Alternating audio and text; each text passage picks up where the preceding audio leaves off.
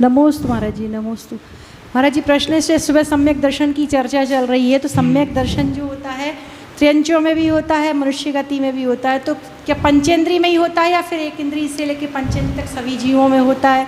और फिर यदि पंचेंद्रिय में भी है तो यदि कोई एक अंग कम होता है या फिर मुख बधिर है तो उनको सम्यक दर्शन हो सकता है महाराज जी? अच्छा, सभी की स्वाध्याय की कक्षा की बात की है कि सम्यक दर्शन की पात्रता किसको होती है। आपको हम बता दें, सम्यक दर्शन चारों गतियों में हो सकता है, किंतु देह संयम तिरंच गति और मनुष्य गति में ही हो सकता है, और सकल संयम मात्र मनुष्य गति में हो सकता है। उसमें भी कुछ सम्यक दर्शन के लिए पात्रता आवश्यक है। कैसी पात्रता है भाई? नरक गति में, तिरंच गति में, मनुष्य गति में तो सब सैनी पंचेंद्रिय ही होते हैं, किंतु तिरंच गति में भाई एक इंद्रिय विकल इंद्रिय भी होते हैं, सैनी भी होते हैं, असैनी भी होते हैं। इसलिए सम्यक दर्शन के लिए कहा गया है जो सैनी पंचेंद्रिय हो, साकार उपयोग वाला हो, उसके लिए पर्याप्तक हो, उसके लिए सम्यक दर्शन प्राप्त करने की पात्रता होती है। साकार उपयोग का मतलब ज्ञान उपयोग वाला हो, भाई तत्व का विचार करने की योग्यता रखने वाला हो, उसको सम्यक दर्शन की प्राप्ति होती है। आपने कहा एक इंद्रिय और विकेंद्रिय। एक इंद्रिय जो 5 प्रकार के स्थावर होते हैं, पृथ्वी कायक, जल कायक, अग्नि कायक, वायु कायक और वनस्पति कायक, इनमें संभव ही नहीं है। विकल इंद्रिय का मतलब 2 इंद्रिय, 3 इंद्रिय, 4 इंद्रिय, इनके पास भी संभव नहीं है। पंचेंद्रिय में भी जिसके बाद मनुष्य होगा, मनुष्य नहीं मन होगा, सैनी, उसके पास वह पात्रता हो सकती है। इसलिए सैनी पंचेंद्रिय साकार पर्याप्तक साकार उपयोग वाला जो जीव होता है वह ही सम्यक दर्शन प्राप्त कर सकता है। ऐसा क्यों? जब मन नहीं होगा तो तत्व का विचार कैसे कर पाएगा? इसलिए उसके लिए वह मन भी चाहिए। अब बात अलग है कि शरीर के 8 अंग होते हैं, उन अंगों में कोई अंग सद्विक्षित हो गया, वो दीक्षा का पात्र नहीं होता, मुनि तो नहीं बन सकता, मगर सम्यक दर्शन प्राप्त करने में कोई बाधा नहीं है, ऐसा जानना चाहिए। को हमको क्या उपाय करना चाहिए? बहुत सुंदर, सुनिए। स्त्री पर्याय को छेदने के लिए क्या करना चाहिए? आप लोग स्वाध्याय करो तो पता लगेगा। स्त्री पर्याय मिलती कैसे? जिसके स्त्री वेद नाम कर्म का उदय होता है उसको स्त्री पर्याय की प्राप्ति होती है। जिसकी पुरुष वेद नाम कर्म का उदय होता है उसे पुरुष वेद की प्राप्ति होती है।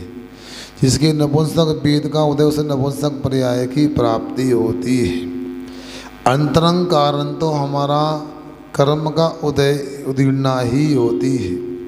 अब आप लोगों को ये विचार करना है कि स्त्री वेद का बंध कहाँ होता है। पहले गुणस्थान में नपुंसक वेद का बंध होता है और दूसरे गुणस्थान तक वह स्त्री वेद का बंध होता है। इसके बाद ऊपर नियम से पुरुष वेद का ही बंध होता है। यदि मान लो कोई जीव सम्यक दर्शन को प्राप्त कर लेता है तो उसको कभी भी नपुंसक वेद और स्त्री वेद का आश्रय बंद नहीं होगा। इसलिए आप लोगों को ये पुरुषार्थ करना चाहिए कि हमारे जीवन में सकल संयम अर्थात उपचार महाव्रत की प्राप्ति हो तो ठीक, और यदि इतना नहीं कर सकते तो निष्ठिक श्रावक बनकर के भी प्रतिमा आदि धारण करके भी साधना करो, और इतना भी नहीं बन सकता तो असंयत सम्यक दृष्टि गुणस्थान को प्राप्त करके सम्यक दृष्टि बन जाती हो तो पक्का मानना स्त्री पर्याय की प्राप्ति नहीं होगी, क्योंकि स्त्री पर्याय का मूल कारण स्त्री वेद है। इसलिए आप लोगों को अपने गुणस्थान के अनुसार पुरुषार्थ करना चाहिए। मैं सीधा सीधा कहना चाहता हूँ, जो व्यक्ति समदर्शन को प्राप्त कर लेता है अथवा देश संयम को प्राप्त कर लेता है या ऊपर के संयम को प्राप्त कर लेता है, उसे कभी स्त्री वेद का आश्रय बंद नहीं होता है और उसके अनुसार ही अंगोपांग आदि का भी नाम कर्म का बंद होता है। ऐसा अपने लिए जानना चाहिए। मेरी जिज्ञासा ये है कि महर्षि अभी जो सुहाग दशमी निकली है उसमें कहते हैं कि वो पति के लिए रखते हैं, ऐसा मैंने सुना है। लेकिन जब उसकी कथा पढ़ते हैं तो उसमें तो ये है कि वो राजा रानी की संतान नहीं थी, तो उसके लिए उन्होंने वो मतलब बताया था। तो आपने ठीक पूछा है। बहुत सारी बातें ऐसी हैं, भैया थोड़ा ठीक करो उसको। बहुत सारी बातें ऐसी हैं वो चलती रहती हैं। शास्त्र में कुछ होता है और आपस में कुछ चलती रहती हैं बातें। बिल्कुल ठीक कहा। वो एक दुर्गंधा नाम की कन्या थी। सुनो, दुर्गंधा नाम की कन्या थी और वह मुनिराज के पास गई, महाराज जी ये पर्याय से मैं कैसे छूटूंगी और ये पर्याय क्यों प्राप्त हुई। उस कथा में आया है कि तुमने पूर्व पर्याय में मुनि महाराज की निंदा की थी, मुनिराज के ऊपर कचरा फेंका था, उनका अपमान तिरस्कार किया था, इसलिए तुम्हारे लिए अनेक प्रकार की पर्याय प्राप्त हुई। तुम भैंसी बनी, गधी बनी और भी इसी पर्याय को प्राप्त करते हुए दुर्गंधा नाम की कन्या बनी हो। और हाँ बिल्कुल, अच्छा कलश दशमी की, अच्छा ऐसा है तो ठीक है, ये पूरी कर लो। तो इसके बाद में वह सुगंध दशमी की बात कर रहा हूँ मैं आपसे। उसने दशमी का व्रत ले लिया, 10 वर्ष तक किया, तो उसको दुर्गंधा पर्याय से मुक्ति मिल गई। अगली बार वो स्वर्ग जाकर पुनः वह पुरुष पर्याय को प्राप्त करके मुनि बन के केवल ज्ञान मोक्ष को प्राप्त किया। अब कलश दशमी की जो बात है, अब इसमें भी इसी प्रकार जो आपने, मैंने कथा नहीं पढ़ी है, मगर जैसे सुगंध दशमी की कहानी कुछ लिखी अलग है वो चलती अलग है, उसी प्रकार हो सकता कलश दशमी को लेकर के भी कि लोग उसको अलग प्रकार से जोड़ लेते हैं, मगर उसमें जो कहा गया है उसके अनुसार मानना चाहिए। यथार्थ में ये तो संसार के जीवों का मन चंचल है, इधर उधर भटकता रहता है, तो किसी निमित्त से धर्म में लगाने का ही उद्देश्य है कथाकारों का। तो बाकी तो मैं कहना चाहता हूँ, व्रत कोई भी करते हैं, भगवान की आराधना पूजन कोई भी करते हैं, इससे कोई फर्क नहीं पड़ता। हमारा सच्चे वीतराग धर्म में यदि श्रद्धान है, देव शास्त्र गुरु में श्रद्धान है, भरोसा है, समर्पण है, तो आपको संसार की सब अनुकूलता मिलने वाली है। कोई भी ऐसी वस्तु नहीं है जो धर्मात्मा को प्राप्त नहीं होती है। जो धर्म को धारण करता है उसको स्वर्ग की संपदा तो बाद में प्राप्त होती है, मनुष्य पर्याय की भी उसको अनेक प्रकार की अनुकूलताएं प्राप्त होती हैं और परंपरा से मोक्ष को प्राप्त करता है, ऐसा जानना चाहिए।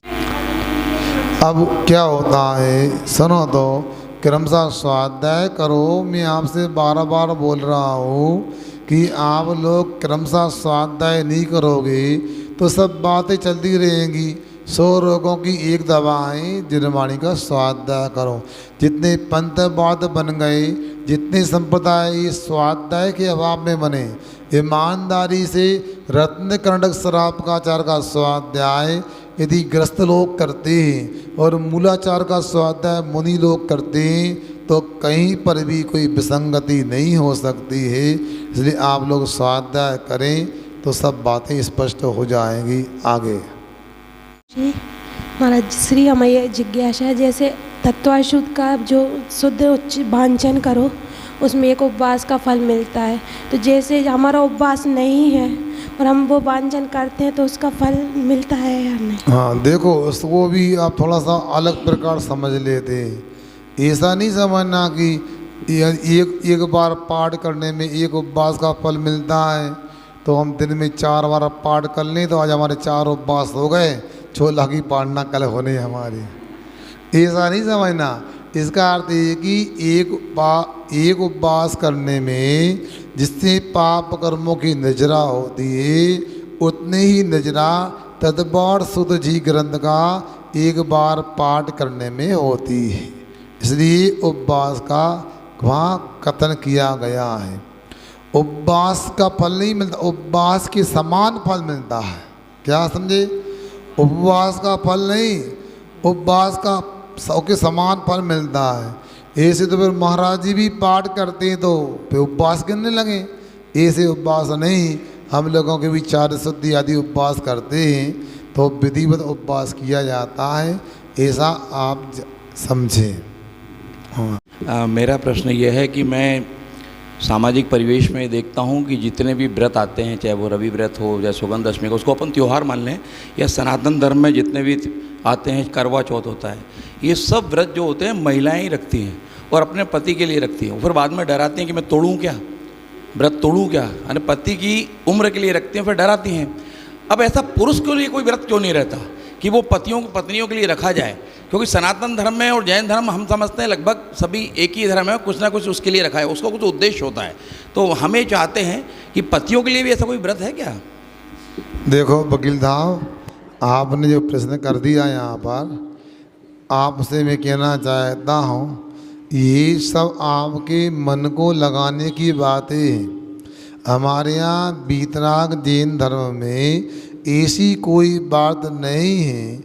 यहाँ पर आप लोगों को ऐसा लगता है, यथार्थ में बहुत सारे व्रत ऐसे होते हैं, आप लोगों ने ऐसा मान के रखा कि महिलाओं के लिए होता है, पत्नियों को होता है। जिसे मोक्ष सप्तमी का पर्व निकला, अब मोक्ष सप्तमी को बचपन से देखते हैं, कन्याओं को बोले था कि बेटा उपवास करो, मोक्ष सप्तमी आ गई, मुकुट सप्तमी आ गई, उपवास करो। जबकि यथार्थ में वो तो निर्वाण कल्याण का पावन दिवस है और सभी को उपवास करना चाहिए, चाहे बच्चे हों चाहे बच्चियाँ हों, बूढ़े हों चाहे बूढ़ी हों, सबको उपवास करना चाहिए। मगर ऐसा बना लिया जाता है, जो आपने कुछ बातें कह दी वो ज़्यादा लग रही हैं कि तोड़ूंगा। ऐसा तो कोई जैन धर्म में बात नहीं है। या आप अपनी इच्छा से कर्म निजरा करने के लिए उपवास आदि किए जाते हैं। जिनेतर लोगों में जो भी विधि होती है, जैसा भी करते हैं, और उनके यहाँ तो उपवास की परिभाषा ही अलग होती है।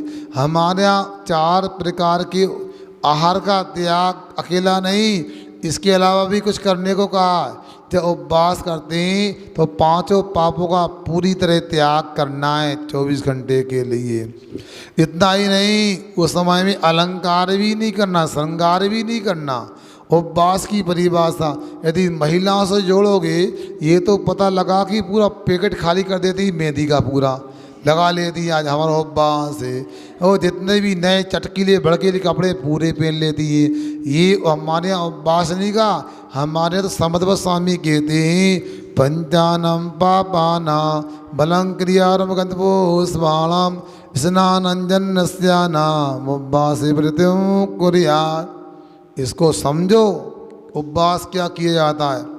5 पापों का त्याग कहा गया, अलंकार का त्याग कहा गया, आरंभ का त्याग कहा है, पुष्प आदि सूंघने का त्याग कहा गया है, स्नान का भी त्याग कहा गया है, ये अंजन मंजन का भी त्याग है, काजल लगाना, मंजन करना, सुरमा लगाना, इनका भी त्याग कहा गया। नहीं, नस्यानाम और इस सुगंधित पदार्थों का त्याग करने को यहाँ पर उपवास के दिन करना चाहिए। ऐसी हमारे विधि है। मगर हम लोगों ने अपने तरीके से कुछ लिख लिया है। और कुछ मैं ये कहना चाहता हूँ, हमारे जैन साहित्य में भी बीच बीच में कुछ लोगों के द्वारा कुछ मिलावट हो गई है। हो सकता है जैनेतरों के यहाँ से भी कुछ मान्यताएं आकर के भट्टर आदि ने उनमें स्थापित कर दी हैं, जो कि यहाँ पर वीतराग धर्म से यहाँ पर कोई मेल नहीं खाती हैं। हमारे यहाँ 12 प्रकार के तप होते हैं। सभी तपों का एक ही उद्देश्य होता है, निर्जरा करना, संबर और निर्जरा। और ये भी याद रखो, हमारे यहाँ तो धर्म की श्रावक की क्रियाएं हों चाहे मुनियों की क्रियाएं, सबका एक ही लक्ष्य होता है, संबर निर्जरा। यहाँ तक कि पुण्य मिलेगा ये भी नहीं, क्योंकि सम्यक दृष्टि जीव जो होता है पुण्य को तो उसी प्रकार मानता है जैसे किसान भूसा को घास को मानता है, और संबर निर्जरा को वैसा ही मानता है जैसा किसान अनाज को मानता है। किसान अनाज के लिए खेती करता है, घास भूसा अपने आप मिल जाता है। उसी प्रकार से धर्मात्मा व्यक्ति कर्मों के संबर निर्जरा के लिए तप करता है, उसे पुण्य का तो आश्रय बंद सेज में हो जाता है। ऐसा अपने को समझना चाहिए। ठीक महाराज जी, जैसे नियम लेके पूजा की जाती है और उसके बाद जैसे कभी बीच में कभी स्वास्थ्य खराब हो जाए या फिर कहीं बाहर जाते हैं तो उस बीच में एक दो दिन के लिए पूजा जैसे छूट जाती, तो क्या वो नियम टूट जाता है? और अगर टूट जाता है तो क्या करना चाहिए महाराज? आप लोगों को कई बार बताया है हमने। देखो ऐसा है, अब जब नियम लेते हैं उस समय अपने को मन की साधना पूर्वक नियम लेना चाहिए। हम अपने मन से पूछें हम कौन सी परिस्थिति में कौन सा नियम सम्यक प्रकार से पालन कर सकते हैं। कोई भी भावुकता में आके नियम ले लो तो गड़बड़। यदि आपको लगता बाहर जाना पड़ता है, रेलगाड़ी आदि का लंबा सफ़र है, बीच में दर्शन नहीं होंगे, तो आपको या तो नियम ऐसा लेना चाहिए कि जहाँ मंदिर उपलब्ध होगा आप दर्शन करेंगे, पूजन करेंगे। और यदि मान लो आप बाहर जाते हैं तो उसमें फिर ऐसा करना चाहिए कि अब कुछ भी होगा, यदि दर्शन पूजन नहीं होगा तो उपवास रख लेंगे। फिर भी मान लो कभी किसी परिस्थिति में नियम टूट गया, आपका दर्शन पूजन का नियम है, नहीं कर पाए, स्वास्थ्य खराब हो गया हैं, यदि चिकित्सालय में भर्ती हैं अथवा कहीं चले गए, समय से नहीं आ पाए, तो आपके लिए यदि मान लो उपवास आदि नहीं रख सकते हो तो बाद में गुरु से प्रायश्चित लेना चाहिए। यदि किसी स्थिति में नियम टूट गया तो हमेशा तोड़ने का भाव नहीं बनाना चाहिए। देखो अतिचार अलग होता है, अनाचार अलग होता है। जैसे कपड़े होते हैं, कहीं एक छेद हो गया तो उसमें रफू करवा लेते हैं या सिलवा लेते हैं, कपड़ा तो नहीं फेंकते ना। उसी प्रकार नियम में कोई दोष लग गया तत्काल में तो बाद में नियम को हमेशा जैसा संकल्प लिया वैसा पालते देना चाहिए। और जो नियम में दोष लगाएं तत्काल यदि गुरु उपलब्ध हैं तो उनसे प्रायश्चित लेना चाहिए। यदि तत्काल नहीं है गुरु तो जब मिलते हैं अपनी डायरी में कॉपी में नोट कर लो, गुरु के समक्ष जा कर के अपनी आलोचना निंदा करा पूर्वक प्रायश्चित प्राप्त करो। और जैसा प्रायश्चित दिया पालन करोगे तो आपका व्रत निर्दोष हो जाएगा। ठीक इतना ही देने